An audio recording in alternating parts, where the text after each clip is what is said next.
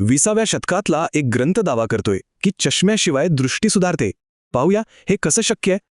दृष्टीची खरी किंमत ती कमी झाल्यावरच कळते आणि हा ग्रंथ याच जाणीवेने सुरू होतो. विचार करा, त्या काळात जवळजवळ 2.5 कोटी लोक या समस्येने त्रस्त होते. खरंच मोठं संकट होतं. लेखक म्हणतो, चष्मा हा उपाय नाहीच, उलट ती एक कुबडी आहे जी डोळे आणखी कमजोर करते. तर मग आधीचा वैज्ञानिक सिद्धांत काय होता? चला बघूया, ज्याला या नव्या विचाराने आव्हान दिलं.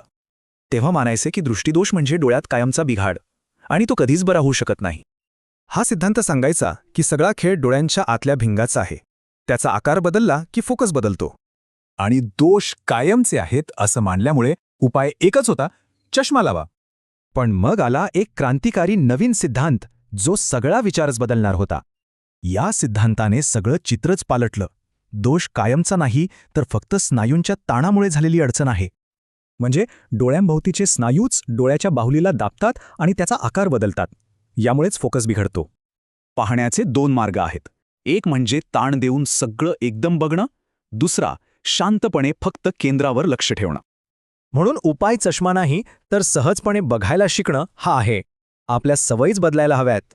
मग ह्या सवयी बदलायच्या कशा? पद्धत सोपी आहे. डोळ्यांना आराम द्या, योग्य प्रकारे पहा आणि रोज सराव करा.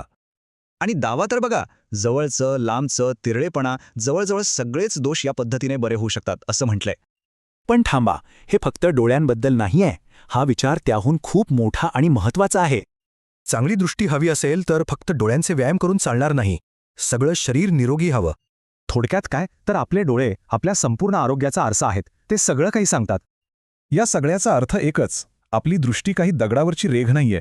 ती एक कला आहे जी आपण सुधारू शकतो. आणि मग हा ग्रंथ एक मोठा प्रश्न उभा करतो की डोळ्यांवरच्या ताणाचा खरा उपाय फक्त आराम असू शकतो का?